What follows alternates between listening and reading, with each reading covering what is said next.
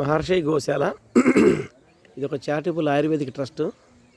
ఇది వరంగల్కి పక్కన ఉన్న హనుమకొండ పక్కన ఉన్నటువంటి చింతకట్ట అనే గ్రామంలో ఉంది.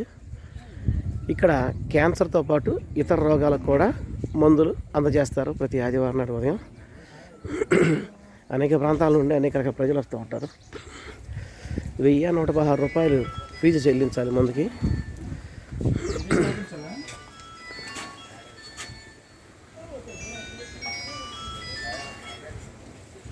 హలో అన్నా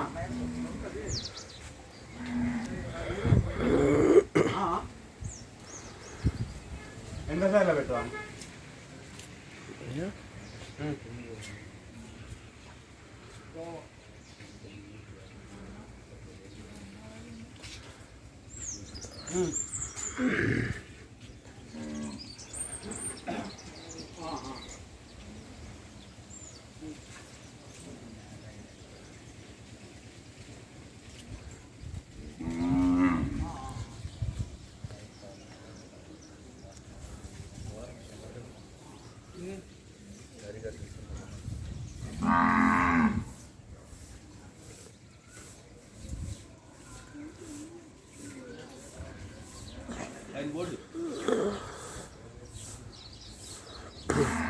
అలాగే దూర ప్రాంతాల నుంచి వచ్చిన వారికి ఇక్కడ మొహం కడుక్కోవటానికి కానీ, స్నానాలు చేయటానికి కానీ, బాత్రూమ్కి కానీ ఏర్పాట్లు చేశారు. చాలా బాగుంది ఇక్కడ.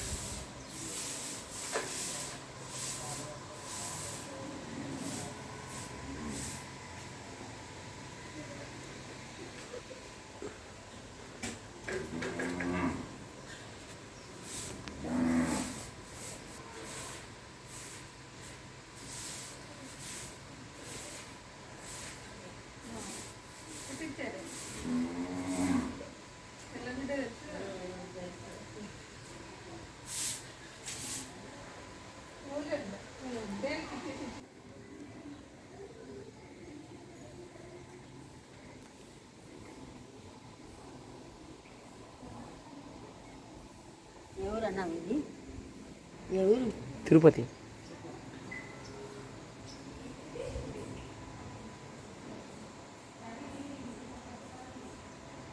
ముందు కోసం వచ్చిన వారు కూర్చోటానికి ఏదైనా ఏర్పాట్లు చేశారు. పేడతో అలికారు. అనేక రకాల ప్రాంతాల నుంచి వస్తారు.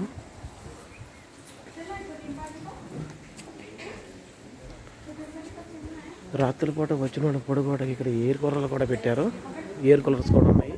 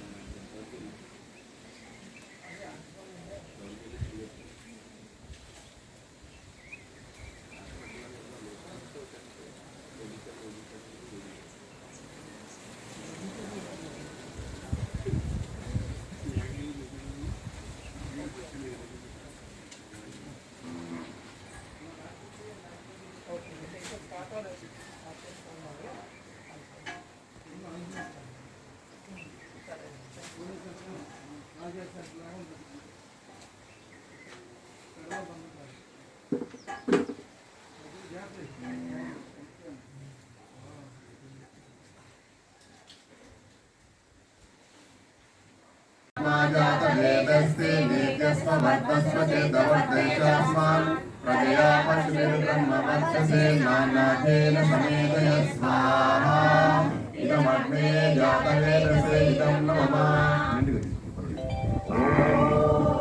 अयं तैत्मात्मा जातवेदस्ते नेद्यस्व वर्धस्व चेदवर्धयस्मान् प्रजया पशुभिर्ब्रह्मवर्चसे नानाथेन समेतय स्वाहा इदमग्ने जातवेदसे इदं न मम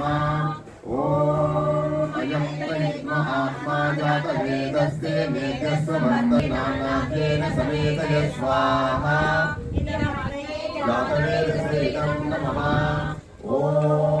अयं तैत्मात्मा जातवेदस्ते नेद्यस्व वर्धस्व चेदवर्धयस्मान् प्रजया पशुभिर्ब्रह्मवर्चसे नानाथेन समेतय स्वाहा इदमग्ने अयं तैत्मात्मा जातवेदस्ते नेद्यस्व वर्धस्व चेदवर्धयस्मान् నా పరిచయం చేసుకుంటా ఫస్ట్. నా పేరు కిషన్ రావు. నేను వృత్తిరీత్యా విత్తనాల వ్యాపారం చేస్తా. నేను కూడా మందు బాగా తాగేవాడిని. క్లాస్మేట్ అని అన్నది అందుకే అంటున్నాను. క్లాస్మేట్ అంటే ఏంటి? క్లాస్మేట్ అంటున్నాడు చదువుకునే వాళ్ళు, క్లాస్మేట్ అంటున్నాడు తాగేసి వస్తుంది సోపదేవారు. మేము అప్పుడు అనుకునేది సీడి వ్యాపారం చేయాలంటే సీసపద్యం చదవాలి. అంటే సీసపద్యం అంటే మందు తాగుడు. సీసపద్యం ఆ సీసపద్యాలు కాదు, మందు తాగాలి. కూర్చోరమ్మా, మంచిగా కూర్చోవాలి. చెప్పులు బయట తీసి నిమ్మలా కూర్చోవాలి. చాలా చెప్పు మన ఎన్నో అర్థం ఆయన ఉండని నువ్వు ఆయన కూర్చొని నువ్వు చెప్పుకున్నావు. సీడు వ్యాపారం చేయాలంటే సీసపద్యం చదవాలనుకున్నాం. చదివిన సీసపద్యాలు నిజంగా మీరు తక్కువ తాగారు, మేము బాగా తాగినాం. అంటే రోడ్డు మీద మళ్ళీ కానీ బాగానే తాగినాం. ఎప్పుడు తాగినాం, ఎంత తాగినాం? ఫంక్షన్ హాల్ బుక్ చేసుకొని మందు తాగేటోళ్ళు. మందు తాగాలనుకుంటే ఏం చేసేది? ఫంక్షన్ హాల్ బుక్ చేసుకొని మందు తాగేటోళ్ళు. అటువంటి బ్యాచ్లు మాకుండే. మేము చెప్పులు కొట్టేది. ఆ చెప్పుల దావత్ ఒకసారి 20,000 రూపాయలు అయిపోయింది నా చెప్పుల దావత్. ఎందుకంటే దావత్ చేయాలంటే ఒకటి ఉంటుంది కదా. నేను గోశాలలో ఉంటే ఇద్దరిని తీసుకొని దావత్ ఇవ్వాలంటే కారణాలు ఉన్నాయి. దావత్ ఇచ్చారంటే చెప్పులు కొని అంగి ఉన్నా కదా దావత్ అంటే మా అట్లా చెప్పులు కొని ఫోన్ బంద్ చేయరు. నేను ఒక్కనే మాట్లాడదు, మీరు ఎవరు మాట్లాడుతుంది అసలు లేదు. బంద్ చేయరు. అవి కోట్ల వ్యాపారంగా లక్షల మన కుటుంబం బాగుపడితే అన్ని కోట్లు వచ్చినట్టే మనం. ఓకే, ఎందుకంటే నేను చెప్పే రిధం కూడా తప్పుతుంది. నేను ఎందుకు మాట్లాడితే కొంచెం ఎమర్జెన్సీ కాల్స్ ఉన్నాయి. నేను ఎత్తుతానే లేదు, నేను కూడా ఎత్తా. ఓకే, ఇక్కడ ఉన్నాం మనం. అయితే చెప్పులు అయితే అట్లా వదిలేనుకోలేం. పోయి రాజోటలో కూర్చుంటే ఇక నా వెనుక ఇంకోలు కొమ్ముకుడు ఒకసారి అర్థమైంది. ఏమర్థమైంది? మందు తాగుడు ఆరోగ్యానికి మంచిది కాదని ఎవరు నీరసంతో పెద్దలు చెప్పారు. కథ అదే రోజు మందు బంద్ చేసి ఒక 18 సంవత్సరాల కింద ఒకరు మాంసం తినడం మంచిది కాదని చెప్పారు. అదే రోజు రేపు దీన్ని బంద్ చేస్తానులే, అప్పటి దీన్ని బంద్ చేస్తానులే, అప్పుడే బంద్ చేసినాం కదా. ఇప్పుడు 18 సంవత్సరాలు అవుతుంది మాంసం తినక. ఒకళ్ళు గుడ్డు గురించి చెప్పారు, గుడ్డు బంద్ చేసి. ఒకళ్ళు ఐస్ క్రీమ్ గురించి చెప్పారు, ఐస్ క్రీమ్ బంద్ చేసి. ఒకళ్ళు కూల్ డ్రింక్ గురించి చెప్పారు, కూల్ డ్రింక్ బంద్ చేసి. ఒకళ్ళు ఫ్రిడ్జ్ గురించి చెప్పారు, ఇంట్లో ఫ్రిడ్జ్ తీసేసి. అర్థమవుతుందా? చెప్తా అన్ని చెప్తా. మరి విషయం అంటే ఒక్కొక్కటి మనకి ఏమైంది? మనము అన్నం లేకపోతే బతుకం, మంచిలు లేకపోతే బతుకం, మందు లేకపోయినా బతుకం, గుట్క లేకపోయినా బతుకం, ఐస్ క్రీమ్ తినకపోయినా బతుకం. అంటే ఏది మన శరీరానికి అవసరం ఉందో దాన్నే మనం తీసుకోవాలి, మిగతాన్ని మనకు అవసరం లేదు అని తెలుసుకున్న తర్వాత అన్ని బంద్ చేసాం. అప్పుడు తాగితే నాకు 1 గంట కిక్ ఉండేది. తాగితే ఎంతసేపు కిక్ ఉంటుంది, తర్వాత మళ్ళీ మామూలు, రైట్? ఇప్పుడు నాకు ఎట్లున్నదంటే 24 గంటలు కిక్కే ఉన్నది. ఎందుకు అంటే ఇంతమంది అన్నలు తమ్ముళ్ళు అందరినీ కలిసి వాళ్ళ కుటుంబాలు ఆనందంగా ఉండేటందుకు నా మాటలు మంచి మాటలు అయ్యి, నా చేతలు మంచి చేతలు అవ్వడం వల్ల నేను ఎంతో అదృష్టం చేసుకున్నాను అనుకుంటాను. ఇన్ని కుటుంబాలు ఆనందంగా ఉన్నప్పుడు నాకు ఎంత కిక్ ఉంటుంది? ఏదో కిక్కు సినిమాలు చెప్తారు చూసినావా? ఏం చెప్తారు కిక్ సినిమాలో? తాగితే తింటే కాదు కిక్ వచ్చేది, మంచి పనులు చేస్తే కూడా కిక్ వస్తుంది.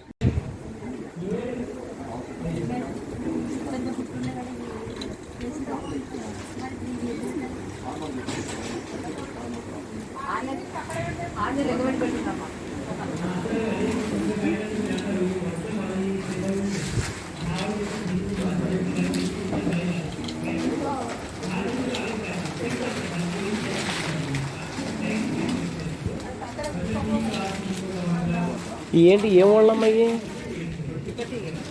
తిప్పతీగ ఇది రావి. ఇదేనా మునగాక బాబు? ఇదేంటి?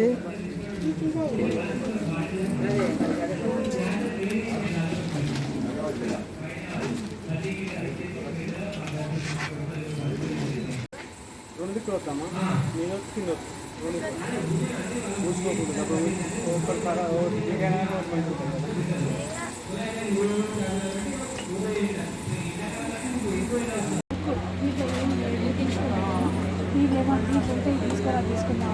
ఒకటి డబ్బులు ఇచ్చిల్లా మీరు? వీటికి ఇచ్చిన అదంతే రేటు.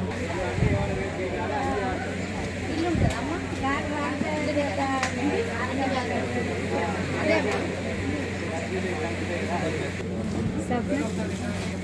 డబ్బులు ఎత్తాలు డొనేషన్ అది డొనేషన్.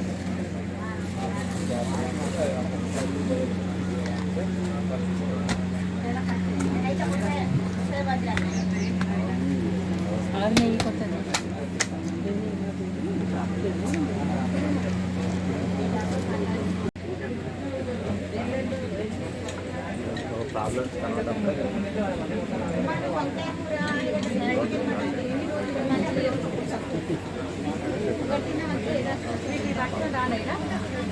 బాటిల్ ఇస్తాను.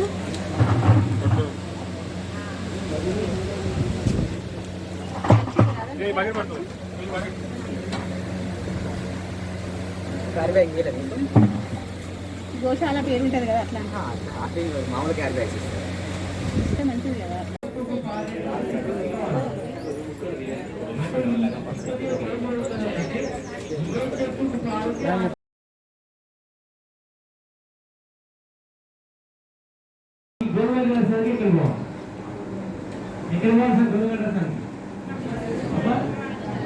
ఇంకా తయారు చేసుకోవాలి. ఓకేనా? మీరు గోధుమ గడ్డి పెంచుకోవాలి. ఓకేనా? బయట దుకాణాల్లో గోధుమ గడ్డి పొడి దొరుకుతుంది కానీ ఆ పొడి వాడు. బయట ఆయుర్వేదిక్ షాపుల్లో గోధుమ గడ్డి జ్యూస్ దొరుకుతుంది, అది వాడదు. ఎందుకోసం వాడుతుంటే ఇప్పుడు మీరు కానీ గోధుమ గడ్డి అన్నం ఇట్లా తయారు చేసుకున్నారు అనుకోండి, 2 రోజుల్లో ఖరాబ్ అయిపోతుంది. మరి ఏదో ఫ్రూట్ జ్యూస్ చేసుకున్నారనుకో 2 రోజులు ఉంటుందా ఖరాబ్ అవుతుంది కదా, ఖరాబ్ అయిపోతుంది. కానీ అదే ప్యాకింగ్ వస్తే 2 సంవత్సరాలు ఎక్స్పైర్ అయిపోతాయి. కానీ మనం చేసిన తొందర తర్వాత అది వల్ల ఆ క్యాన్సర్ నుండి బయటపడవచ్చు అనే విషయాన్ని మీకు వివరంగా చెప్పడం జరిగింది. అందరికి అర్థమైందా? పేషెంట్ ఉదయం నిద్ర లేచినప్పటి మొదలుకొని రాత్రి పడుకునే వరకు ఏ సమయంలో ఏ మూలిక తీసుకోవాలి, ఏ కషాయం తీసుకోవాలి, గడ్డలైతే ఏం చేయాలి, పుళ్ళైతే ఏం పెట్టాలి, నొప్పులు ఉంటే ఏం చేయాలి, మోషన్స్ అయితే ఏం చేయాలి, వామిటింగ్స్ అయితే ఏం చేయాలి జనరల్గా. దీంతో పాటుగా ఏ ఆహారం తీసుకోవాలి, ఏం తీసుకోవడం వల్ల మనం తొందరగా క్యాన్సర్ బయటపడతాము, ఇవన్నీ చెప్పడం జరిగింది. మీరు ఒక్కసారి కనుక దాన్ని పూర్తి అవగాహన కనుక చేసుకుంటే ఇది ఒక్కటి కాదు, ఒక మందు కాదు, ఒక ఔషధమే. మనం మైండ్ ఏముందంటే మందులు వాడితే రోగం పోతుంది అనే దాంట్లో మనం ఉన్నాం, అంతే కదా? ఆ విధంగా మన మైండ్ ఫిల్ అయి ఉంది. మందులు వాడుకోవడం వల్ల రోగం పోతుంది. మందులు ఒకటే కాదు, దాంతో పాటు చాలా ఉన్నాయి. ఏంటి? ఔషధము ఒక భాగం మాత్రమే. అందులో ఔషధము, ఆహారము, మన జీవన విధానం. దీంట్లో కూడా ఏం చేసాం మనం అంటే క్యాన్సర్ ఒక టార్గెట్ చేసి ఏదో ఒక రకంగా దాన్ని నాశనం చేయాలనే సంకల్పంతో ఏమవుతుంది, ఒక్కోసారి ఒక బాణం సరిపోద్ది దానికి, ఒక్కోసారి మనం చేసిన టార్గెట్ ఒకదానితో ఆ డోస్ సరిపోదు. దాన్ని ఏం చేస్తామంటే అన్ని వైపు నుంచి అటాక్ చేస్తున్నాం మనం క్యాన్సర్. అన్ని వైపుల నుండి అర్థం ఏంటంటే ఒక వైపు ఏమో మనం మందులు వేస్తున్నాం.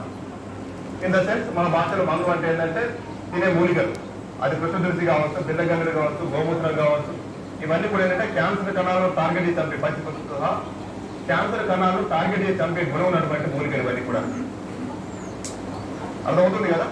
సో ఈ విధంగా ఈ గోమూత్రం కాంబినేషన్ లో క్యాన్సర్ ను నాశనం చేసే దిశ ఒకవైపు, మరొక వైపు ఏమంటే మన శరీరంలో ఇమ్యూనిటీని డెవలప్ చేసే మార్గం మరోవైపు. అవునా కదా? రోగం ఎందుకు వస్తుంది అంటే అది ఏ రోగమైనా వచ్చిన అర్థం ఏంటంటే మన శరీరంలో సరిపడా ఇమ్యూనిటీ లేదు, తగ్గింది. కారణం ఏదైనా కానీ రీజన్స్ చాలా ఉన్నాయి. తినే విధానం కావచ్చు, మన ఆహార విధానం కావచ్చు, జీవితాలు కావచ్చు, రాత్రి లేడీ పడుకోవడం కావచ్చు, రకరకాల బయట పిచ్చి తిండి కావచ్చు, చాలా వేరే కానీ మొత్తం మీద మన ఇమ్యూనిటీ తగ్గిపోయింది. అయితే మనం ఏం చేస్తున్నామంటే ఆ ఇమ్యూనిటీ పెంచుకునే ప్రయత్నం చేస్తున్నాం. దీంట్లో ఏం చేస్తున్నాం మనం? గోధుమ గడ్డ రసం తీసుకుంటున్నాం, ఇమ్యూనిటీ పెరుగుతుంది. కరపద తింటున్నాం, ఇమ్యూనిటీ పెరుగుతుంది. తిప్పతీగ రసం తాగుతున్నాం, తెలుసుగా తిప్పతీగ. ఈ విధంగా ఒకవైపు ఏం చేస్తున్నాం, మన బాడీలో రోగాన్ని నిరోధించేటువంటి శక్తి, వాటితో ఫైట్ చేసే శక్తిని పెంచుకుంటున్నాం సైమల్టేనియస్గా. మనం ఒకవైపు ఏమో ఇమ్యూనిటీ పెంచుకుంటున్నాము, ఒకవైపు ఏమో డైరెక్ట్ టార్గెట్ చేసి కణాలు చంపుతున్నాము. మరోవైపు ఏం చేస్తున్నామంటే మనం తినేటువంటి ఆహారంలో కేవలం మనకు మాత్రమే ఆహారంగా ఉండి క్యాన్సర్ కణాలకు ఆహారం కాకుండా ఉండే ఆహారం తీసుకుంటున్నాం. అవునా కదా? మన తినే ఆహారము ఈ రోజు మనం తింటున్న బియ్యం కానీ, గోధుమలు కానీ, మాంసాలు కానీ, ఇంకేదో పప్పులు, కొన్ని రకాల పప్పులు కానీ అవి ఏం చేస్తుందంటే అది మనకి మాత్రమే కాదు, మన శరీరంలో ఉండేటువంటి శత్రువులకు కూడా మనం ఆహారం ఇస్తున్నాం. అవునా కదా? ఈ రోజు మన టార్గెట్ ఏంటంటే మనం తినే ఆహారం మనకు మాత్రమే ఆహారం కావాలి, దానికి ఆహారం అందకూడదు, దానికి జీరో ఫుడ్ కావాలా. అర్థమవుతుంది కదా? నువ్వు షింగాడ తింటే అది జీరో ఫుడ్, నువ్వు కూరగాయలలో దానికి ఫుడ్ లేదు, పండ్లలో దానికి ఫుడ్ లేదు, డ్రై ఫ్రూట్ దానికి ఫుడ్ లేదు, సాపుదాలు దానికి ఫుడ్ లేదు, షింగాడలో దానికి దొరకదు ఫుడ్. ఇదంతా మనకు ఆహారం, కానీ దానికి ఆహారం కాదు. ఏమవుతుంది? దానికి కణాలకు ఆహారం అందపోయేసరికి, క్యాన్సర్ కణాలకు ఆహారం అందకుండా ఏమవుతుంది? న్యాచురల్ గానే బలహీనం అయిపోతుంది. ఈ విధంగా వాటిని బలహీనం చేయడము, దాన్ని టార్గెట్ చేసి చంపడము, వాటిని ఇమ్యూనిటీ పెంచుకోవడము, ఇవన్నీ ఏకకాలంలో ఇవన్నీ జరుగుతున్నాయి. కాబట్టి అనుకుంటారు ఏం జరుగుతుంది గురించి మార్చుకోవడం ఏమన్నా ఏం లేదు ఇక్కడ. ఇవన్నీ కలిసి మనం ఏం చేస్తామంటే ఒక పద్ధతి ప్రకారము మన షెడ్యూల్ రూపొందించి అందిస్తా ఉన్నాం. ఇంకోటి ఏం చేస్తున్నాం, మనం రోజు ప్రాణాయామం చేస్తున్నాం. పేషెంట్ తెలుసుగా ప్రాణాయామం ఏమవుతుంది? ఇమ్యూనిటీ పెరుగుతుంది, శక్తి పెరుగుతుంది. రోజు ఎండకు ఎక్స్పోజ్ అవ్వమంటున్నాం, దాంతో ఇమ్యూనిటీ పెరుగుతుంది, డి విటమిన్ వస్తుంది. అట్లాగే వీలైతే కొద్దిగా నడిచే అవకాశం నడవమని చెప్తున్నాం, వ్యాయామం కలుగుతుంది. అట్లాగే అగ్నిహోత్రం చేస్తున్నాం, ఉదయం సాయంత్రం అగ్నిహోత్రం చేయడం వల్ల కూడా మనకి ఇంట్లో చుట్టుపక్కల వాతావరణం అంతా శుద్ధి అవుతుంది, ఏ వైరస్ ఉన్నా పోతుంది. అవును కదా? ఆ విధంగా శుద్ధి చేస్తున్నాం. రోజు ధ్యానం చేస్తాం, కనీసం ఒక 10 నిమిషాలు, 15 నిమిషాలు, అరగంట. ఆ పేషెంట్ వయసును బట్టి బాడీ సపోర్ట్ చేస్తే ఎక్కువసేపు అరగంట, గంట సేపు పడైతే కనీసం 10-15 నిమిషాలు ధ్యానం చేస్తాం. ధ్యానం వల్ల కూడా మనకు ప్రశాంతం అవుతుంది, తెలుసు కదా? ఇమ్యూనిటీ పెరుగుతుంది, బాడీ పాజిటివ్ గా రెస్పాండ్ అవుతుంది, ప్లాసిబో ఎఫెక్ట్ ఉంటుంది, మనసు మీద ఒక పాజిటివ్ ఎఫెక్ట్ ఉంటుంది. సో ఈ విధంగా మనకు తెలియకుండానే మన రోజువారీ షెడ్యూల్లో క్యాన్సర్ పేషెంట్లకు ఇవన్నీ మనం ఏర్పాటు చేస్తున్నాం. అట్ ది సేమ్ టైం ఇంకేం చేస్తున్నామంటే మనకు తెలియకుండానే మన తినే ఆహారంలో రాత్రి 8 వరకు 7-8 క్లోజ్ చేస్తాము, ఉదయం 8 తర్వాత మళ్ళీ తింటాం. ఎన్ని గంటల గ్యాప్ వచ్చింది భోజనానికి? 12 గంటల గ్యాప్ వచ్చింది. తర్వాత ఈ మధ్య కాలంలో అంటే ఈ మధ్య అంటే 2-3 ఏళ్ల క్రితం దీని విషయం ఏంటంటే మనం మొదలుపెట్టిపోయింది, 10 చాలా కాలం అయింది అనుకోండి. తర్వాత సైంటిస్టులు ఏం చెప్పారు, దీని మీద పరిశోధన చేస్తుంటే ఎంతమంది అనుభవాలు. నోబెల్ ప్రైజ్ గ్రహీత ఒక జపాన్ శాస్త్రవేత్త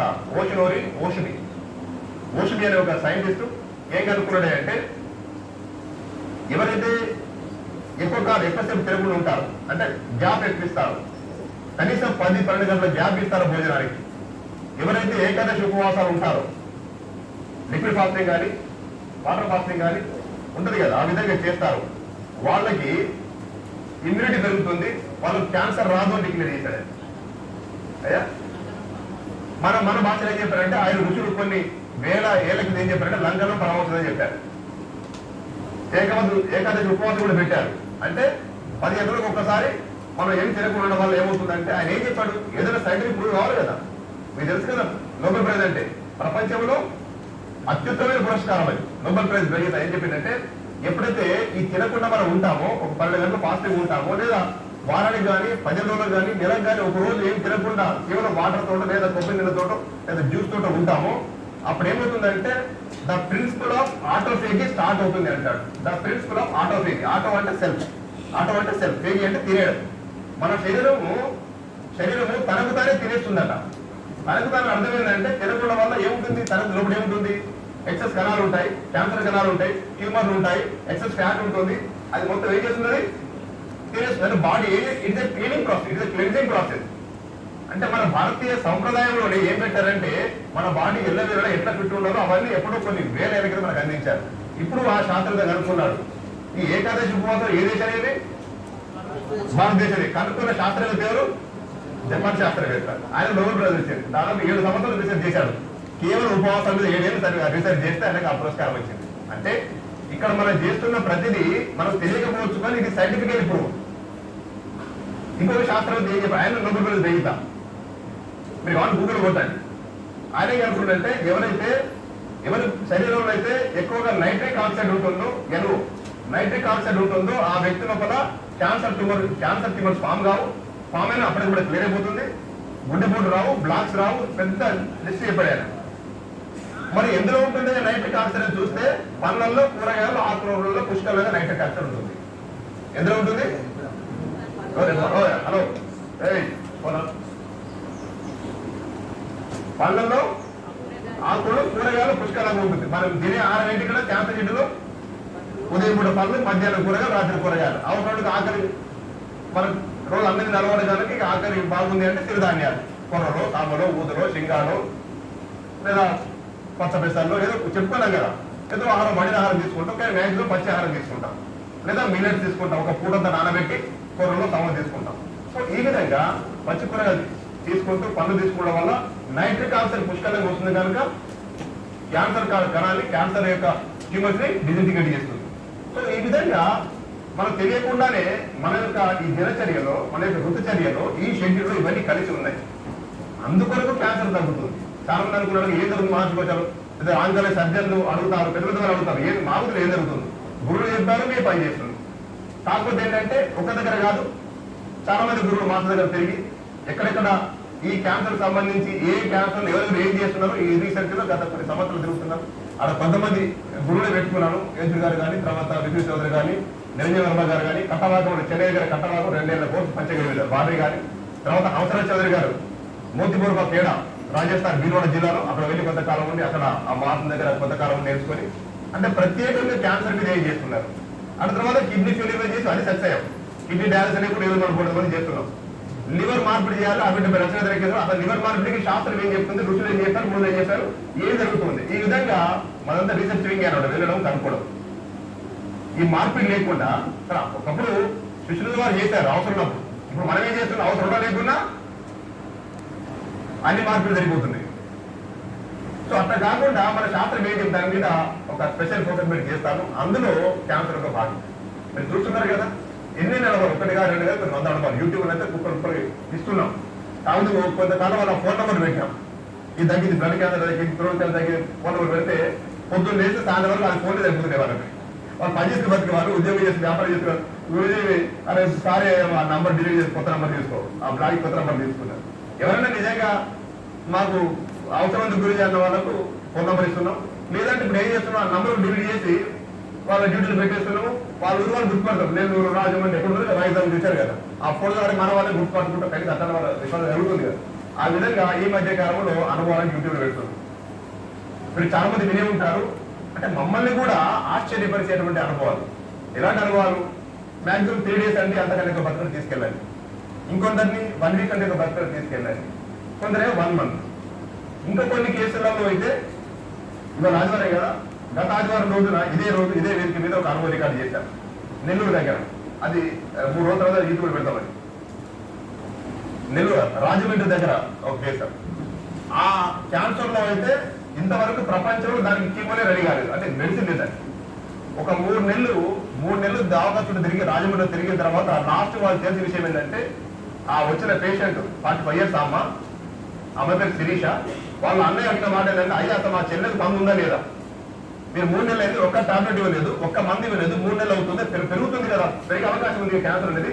గర్భసంచి దగ్గర ఒక స్పెషల్ క్యాన్సర్. అసలు ఏం చెప్తారంటే అన్నట, ఏం చేస్తామో మేము ప్రపంచంలో మీ చెల్లెకి వచ్చిన క్యాన్సర్ మందే కనుగొనబడలేదు, మేము ఇంకా ఆలోచిస్తున్నామని. మరి ఏంటి మా చెల్లె పడితే అంటే మ్యాక్సిమం లైఫ్ 6 నెలల కంటే ఒక బతికి ప్రసక్తి లేదండి. మ్యాక్స్ 6 months లైఫ్ అన్నారు. అప్పుడు ఆమె ఏడుస్తుంటే వాళ్ళ అన్నయ్య ధైర్యం చెప్పి యూట్యూబ్ మన ప్రోగ్రామ్ చూసి, అప్పటికి చాలా కాలం రిలీజ్ చేసి ఆ 1 hour ప్రోగ్రామ్ చూసి రోజు దాన్ని చూసుకుంటూ ప్రాక్టీస్ చేస్తూ రోజు చేసి దాదాపు 7, 8, 9 months కష్టపడింది అమ్మ. ఇద్దరికి వాడ పేరు కష్టపడిన తర్వాత ఒక 9 months తర్వాత అదే రాజమండ్రికి వెళ్ళి ఆ డాక్టర్ దగ్గర చూపిస్తే ఫస్ట్ ఆయన అడిగిన మాట ఏంటంటే, అమ్మ నీకు బతికే ఉన్నామని. మంది లేదు కదా, నువ్వు ఎట్లా బతికున్నావు మందిగా నన్ను చూసాక ఆశ్చర్యపోయినది. ఏం జరిగింది అంటే మొత్తం చెప్పింది, స్టోరీ మొత్తం చెప్తే గోమూత్రం మూలికలతో. అయితే ఆమె డైలాగ్ మీరు యూట్యూబ్ లో వినండి. ఆమె అన్నమాట ఏంటంటే, ఆమెకి ఇక్కడ ఒక అన్ని పరీక్షలు చేస్తున్నారు. అక్కడ ఒకటి బయాప్సీ కొరకు కానీ చెస్ట్ దగ్గర, ఈ చెస్ట్ పైన ఇక్కడ కట్ చేసి పీస్ తీసి పంపించారు బయాప్సీకి. ఆమెకి మత్తు ఇవ్వాలంటే మత్తుకు 50,000 అడిగిన డాక్టర్. మత్తి బాధ అంటే మత్తి అంటే 50,000 రూపాయలు అడిగింది మత్తి బాధకి. మేము పేదవాళ్ళం సార్, నా మత్తక్కర్లే పర్లేదట అంటే మత్తి ఇవ్వకుండా సర్జరీ చేశారు. మత్తి ఇవ్వకుండా కడిగే పీస్ తీశారు. ఆ కడిగే తీస్తున్నప్పుడు డాక్టర్ అడిగిందట ఏమైనా వాడుతున్నారంటే పక్కన చెప్పిందంటే ఏదో పసర్లు వాడుతున్నారు, గోచారంలో మూలికలు వాడుతున్నారు అంటే డాక్టర్ జోక్ చేసినట ఎక్కడ ఆ థియేటర్లో. ఇక పసర్లకు గోమూత్రాలకు పసర్లకు క్యాన్సర్ తగ్గినట్టయితే ఈ దవాఖానలు ఎందుకు ఇవన్నీ ఎందుకు అని నవ్విందట. అంటే బయటకు వచ్చి బాగా ఏడ్చిందట. మీరు ఇంటికి తెలుసు ఎప్పుడు మీ బయట ఏడ్చి ఇప్పుడు అన్నదంటే వాళ్ళు ఏం చెప్పిన పట్టించుకో, మనకు గోచార దయ వల్ల ఆ పరమగుణ దయ వల్ల గోమా దేవుడు బతుకుతావు చేయలే నీకేం కాదు. వాళ్ళు విశ్వాసం క్రిస్టియన్స్ వాళ్ళు మనం ఏం ధైర్యం భయపడకు నువ్వు అన్నవా ఆ ఏజ్ మనం కాపాడుతాం భయపడకు అని చెప్పి ధైర్యం చెప్పిందట. అది కూడా మీకు కూడా చెప్పింది. ఆ విధంగా వాడిన తర్వాత 9 months తర్వాత క్లియర్ అయిపోయింది. ఆ తర్వాత మళ్ళీ కొంతకాలం కొన్ని షెడ్యూల్ మళ్ళీ రాకుండా ముందు ఇచ్చాను.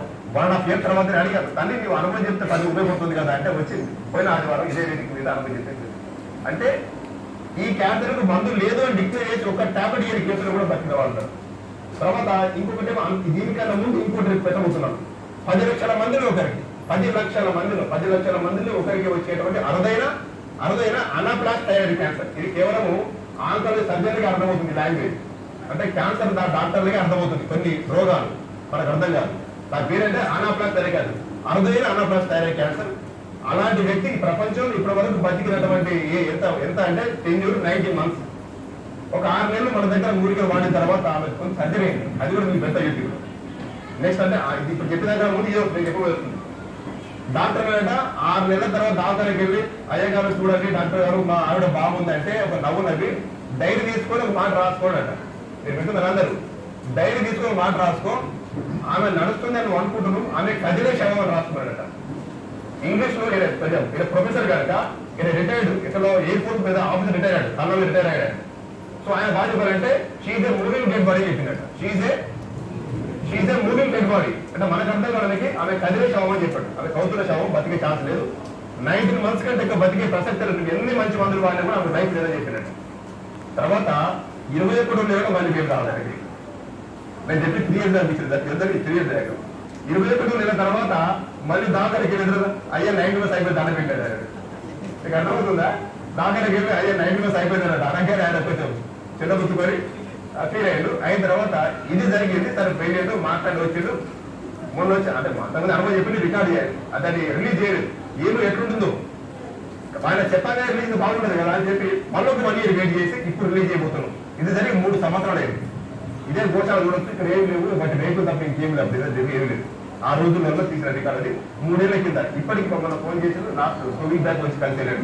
గురుగారు చాలా అద్భుతం జరుగుతుంది గోశాలలో. అంటే జరిగే అద్భుతాలు నా వల్ల కాదు, నేను చేయడం గురించి నేను చేసిన నిమిత్తం మాత్రం ఒక పోస్ట్ మ్యాన్ జాబ్, నా మధ్య పోస్ట్ మ్యాన్ జాబ్. గత 8 సంవత్సరాలుగా మేము చేసిన రీసెర్చ్ ఫలితం తెలుసుకోవడమే. మేము కనుక్కోవడం కోసమా? మేము కనుక్కుంటున్నాం, తెలుసుకుంటున్నాం. ఆయన దగ్గర గురువు దగ్గరికి వెళ్ళి అక్కడ కూర్చొని కాళ్ళ దగ్గర కూర్చొని దండ పెట్టుకుని అయ్యే దీనికి ఏం చేస్తారు. మొన్న వెళ్ళొచ్చాను, అందరూ ఒక ప్లేస్కి వెళ్ళొచ్చారు. ప్రతి నెల నేను చేసే పని ఏంటంటే ప్రతి నెల ఒక గురువు దగ్గరికి వెళ్ళడము, దండ పెట్టుకోవడం. వాళ్ళని గుర్తుపడతారు, యూట్యూబ్ చూస్తుంటారు కదా, ఆ రండి రమేష్ కూర్చోబెట్టి వాళ్ళ దగ్గర అరుదైన విద్యను నాకు నేర్పించడం. నేను వాళ్ళ తెలుసు అందరికీ, నేను తీసుకెళ్ళి వెళ్ళి సమాజానికి అంకితం చేస్తాను, ఫ్రీగా చదివిస్తాను, అందరూ తెలుసు. కనుక వాళ్ళ గురించి చెప్తాను సార్. యాక్చువల్లీ ఏంటంటే ఇది నా వృత్తి కాదు, ఇది తెలుసో లేదు, ఏది ఈ వ్యవహారం ఉందో ఇది నా వృత్తి కాదు. నా వృత్తి వేరే, నా వృత్తి నేను ఎల్ఐసిలో జాబ్ చేస్తాను. ఇది నా ప్రవృత్తి, నా హాబీ మాత్రమే. ఇది ఆ హాబీ ఇక్కడ దాకా తీసుకొచ్చింది. ఎల్ఐసి తెలుసుగా మీకు, భారతీయ జీవిత బీమా సంస్థ ఎల్ఐసి అంటారు. అందులో ఎంప్లాయీ ఇంకా 4 ఏళ్ల సర్వీస్ నాకు ఉంది. గత 22 సంవత్సరాలుగా ఇదే రీసెర్చ్ చేస్తూ ఆయుర్వేదం అందరూ తెలుసు. పూర్వజన్మలో ఏ గోడ యొక్క ఆశీర్వాదం తెలియదు, దాంతో పరిశోధన మొదలైంది తెలుస్తుంది. నేను చెప్పదలుచుకునే సారాంశం ఏంటంటే నీకు ఒక విశ్వాసం కల్పించాలనుకుంటున్నాను, అంతే. నేను చేసేది ఇంకేం లేదు.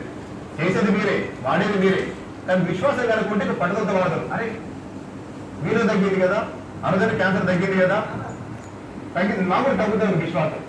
మీకు తెలుసా, యూట్యూబ్ పెట్టడానికి వాళ్ళు ఆమోదించలేదు.